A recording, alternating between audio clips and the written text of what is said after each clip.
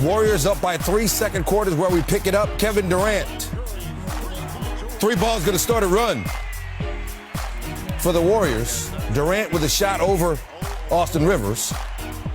Warriors on a 7-0 run now.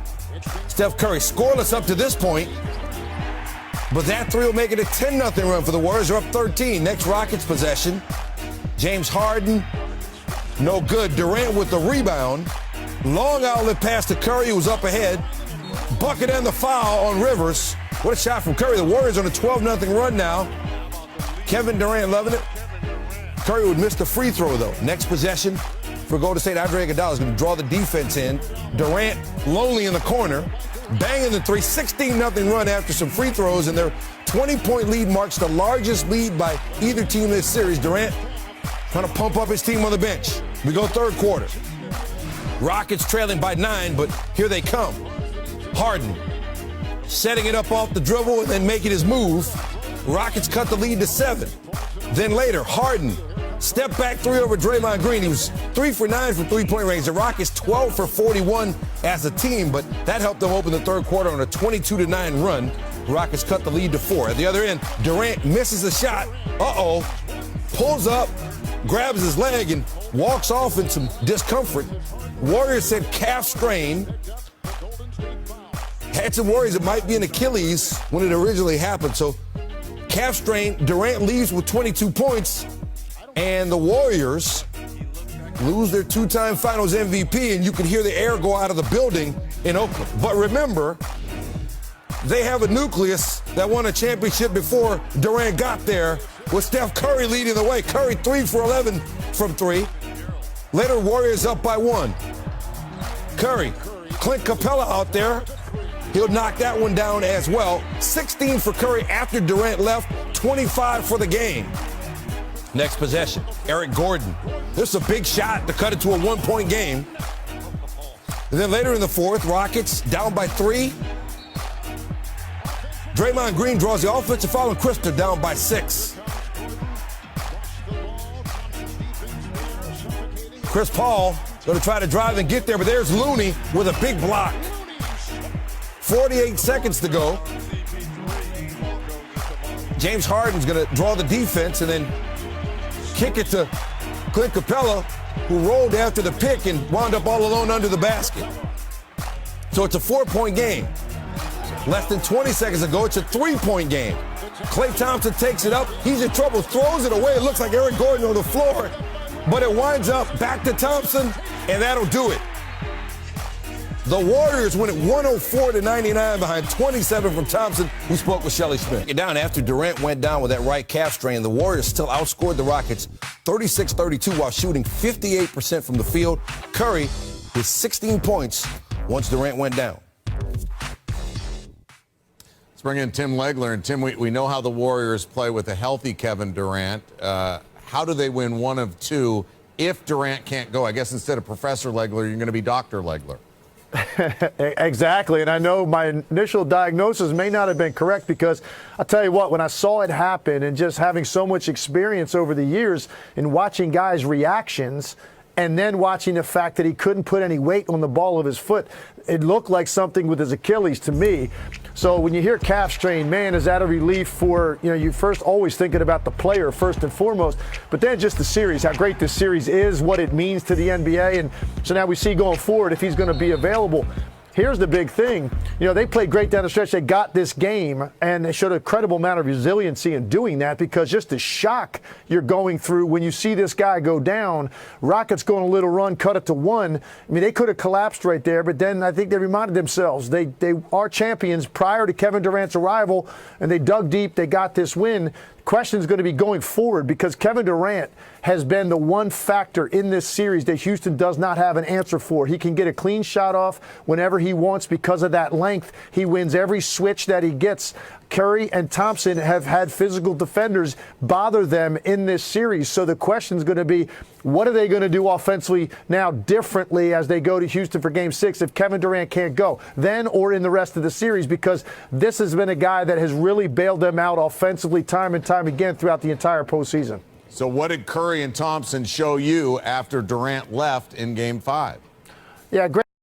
Beyond the worst wildfire in California history, beyond a massive power company. Great mental toughness, great confidence, which you know that these guys have on this level. But I think more than anything, it's the fact that they showed the mental toughness to get this done. Steph Curry has struggled in this series. He struggled tonight with some lane finishes that he normally makes. He was missing. He had a wide open three that rimmed out right before Kevin Durant went down, where you kind of started to scratch your head like, man, you don't see Steph miss that shot typically. So Durant goes down and Curry answers the bell. He hits 2 deep threes, hits a couple of big free throws, and then the attention that he drew in the play, the big one to kick out the corner 3 to Draymond Green, that's star power in being Steph Curry and being able to draw guys, make the right play at the right time. But there's one other guy that I do want to mention that's not going to get a lot of talk tomorrow, but Kevon Looney. They do not win this game without Kevon Looney. What he did early with his offensive rebounding to get them off to a great start, and then what he did late. A huge offensive rebound that led to Klay Thompson's 3, which might have been the biggest shot of the game to get some separation at the end.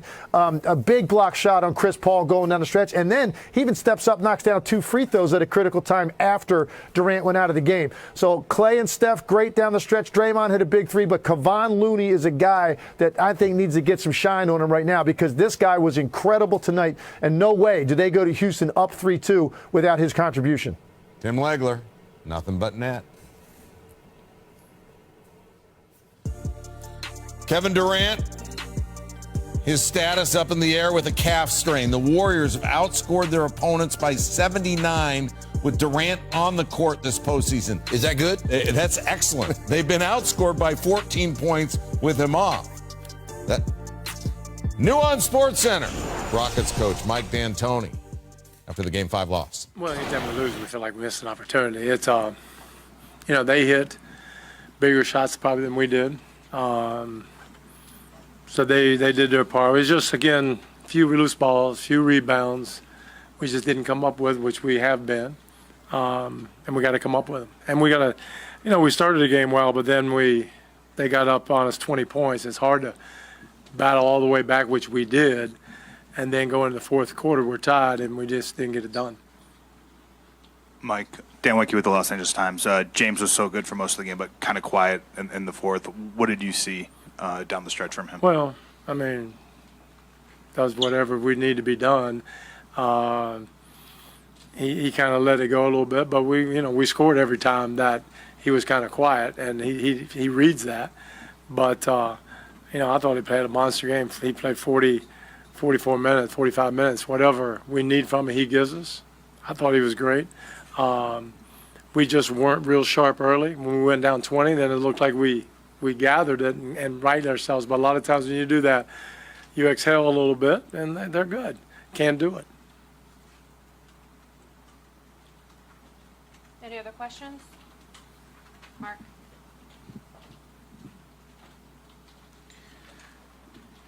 Mike, how do you look at things now, going back to Houston down 3-2? How do you look at the series now? Well, obviously now, we got 2 more games, got to win them both. And we are home, and it's just a must win. But, we know that. This is the must win tonight. And if it is the must win tomorrow, it's always a must win. So we'll be ready. Now it's just a time to gather our energy and see what happens on Friday. But, we're home and try to get a win and come back up here and get one. The difficulty Chris had to just get open look. All right, you heard Mike D'Antoni. Sounded like he knows his team missed an opportunity. Kevin Durant left the game late in the third quarter with what the Warriors are calling a calf strain. He did not return, but the Warriors turned to their other All-Stars, and they got the job done in Game 5. No word on Durant's availability for Game 6 at this point. To welcome in Stephen A. Smith now from Oakland. Stephen, the Warriors lose Kevin Durant, but they go back to the core that won them a championship 4 years ago, and they deliver. What'd you see from them? Well, first of all, I saw Steph Curry step up and play like a former league MVP in the face of this franchise. I saw Klay Thompson, that APB that was out on him. He has been discovered. He showed up and showed out a little bit when he needed to. And, of course, Draymond Green contributed as well. And I can't give enough credit to Looney with the offensive rebounds that he was grabbing, some of the defense that he was playing, including a late-game block of a Chris Paul shot. You got to give credit where credit is due. A multitude of bodies stepped up, which is exactly what you need when a guy the magnitude of a Kevin Durant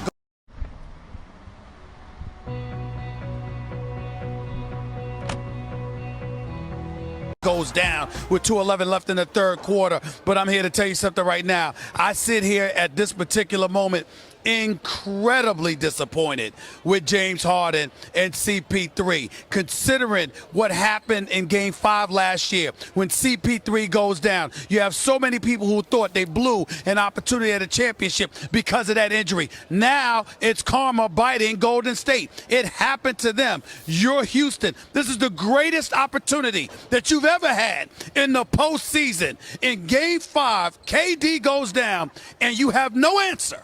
No answer when it counts. I can't believe that happened with CP3, especially, and to a lesser degree, James Harden. But it happened, and as a result, Houston is on the brink of elimination because of it. All right, so moving forward, if the Warriors have to go to Houston now and Kevin Durant's not available, how much does that change things? Well, I mean, Houston's going to win Game 6. I thought they were going to win Game 6 even if Kevin Durant was on the court. But they're definitely going to win Game 6 now. So to me, it's a 7-game series, as I predicted before the series even began. But I got to tell you something right now. This calf strain that they're talking about my man Mike Wilbon just a few minutes away. See, everybody else is a bit nicer than me. I'm a bit more pragmatic. Here's the deal. I don't believe it's a calf injury. I really don't. I believe it. Listen, I looked at it, and it had Achilles written all over it. Now, I am no doctor, so don't take my medical diagnosis. But I didn't see a calf. I saw an Achilles. I'll believe that calf. Y'all can buy that story all y'all want to. I'm not believing it. But I do believe Houston will step up. They will handle their business in Game 6. They will be all over Golden State, and we will have a Game 7 right back here, and it will depend on Draymond, Steph, and Klay to deliver the goods in that series. But it'll be, in all likelihood, without Kevin Durant, because I don't believe it was a calf strain. That's just me. I don't believe it. All right, both your basketball prognosis for Game 6, duly noted, and also your medical evaluation on Kevin Durant, also duly noted. We appreciate the time, Steve. No problem. If Kevin Durant's calf could talk, would it say,